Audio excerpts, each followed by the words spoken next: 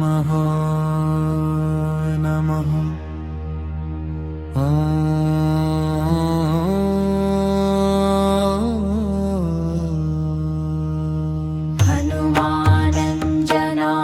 हनुमानञ्जनासुनुर्वायु पुत्रो महाबलः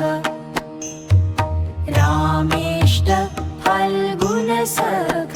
पिङ्गाक्षोमितविक्रमः उदधिक्रमणश्चैव सीताशोकविनाशनः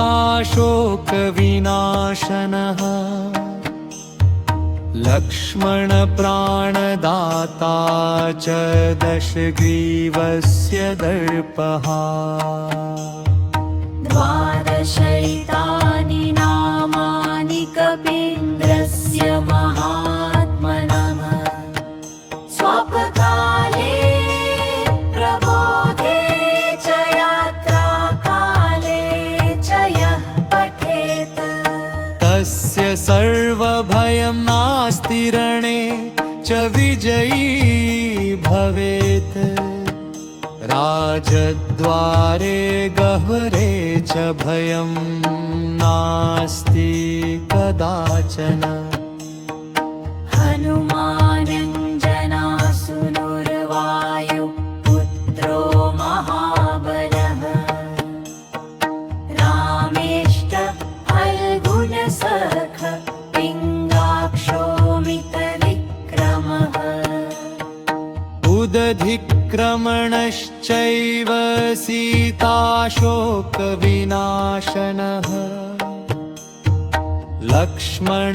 लक्ष्मणप्राणदाता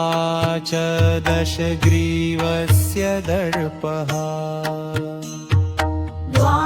द्वादशैतानि नामानि कपीन्द्रस्य महात्मनः स्वपकाले प्रबोधे च यात्राकाले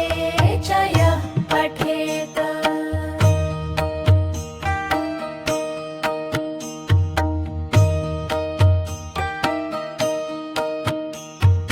तस्य सर्वभयं नास्ति रणे च विजयी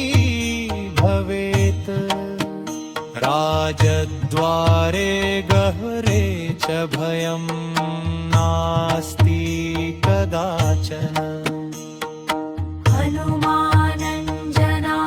हनुमानञ्जनासुनुर्वायु पुत्रो महाबलः रामेष्ट फल्गुनसख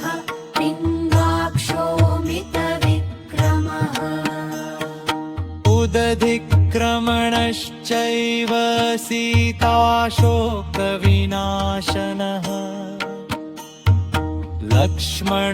लक्ष्मणप्राणदाता च दशग्रीवस्य दर्पः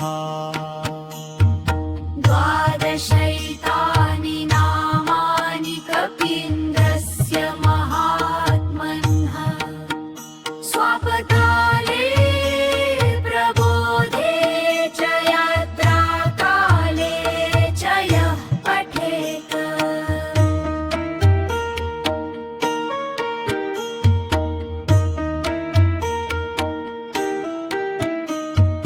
तस्य सर्वभयं नास्ति रणे च विजयी भवेत् राजद्वारे गह्वरे च भयं नास्ति कदाचन हनुमानञ्जनासुनुर्वायु पुत्रो महाबलः रामेष्ट फल्गुनसख पिङ्गाक्षोमितविक्रमः उदधिक्रमणश्चैव सीताशोकविनाशनः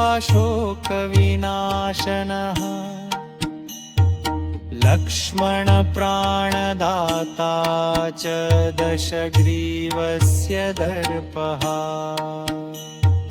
द्वादशैतानि नामानि कपीन्द्रस्य महात्मनः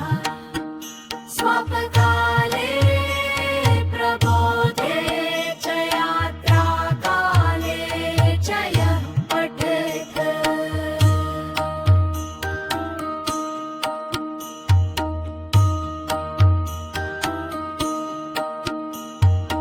तस्य सर्वभयं नास्ति रणे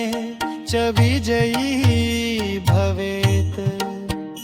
राजद्वारे गभीर च भयं नास्ति कदाचन हनुमानञ्जनासुनुर्वायु पुत्रो महाबलः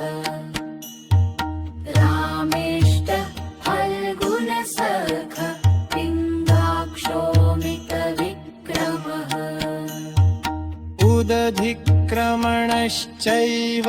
सीताशोकविनाशनः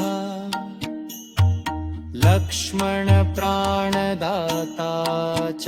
दशग्रीवस्य दर्पः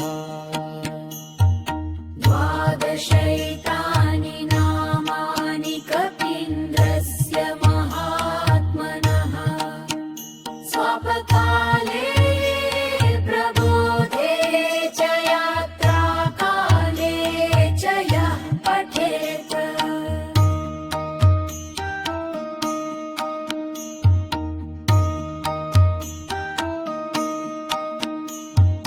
तस्य सर्वभयं नास्ति रणे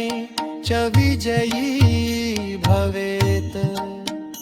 राजद्वारे गह्वरे च भयं नास्ति कदाचन हनुमानञ्जनासुनुर्वायु पुत्रो महाबलः रामेष्टः फल्गुनसख पिङ्गाक्षोमितविक्रमः उदधिक्रमणश्चैव सीताशोकविनाशनः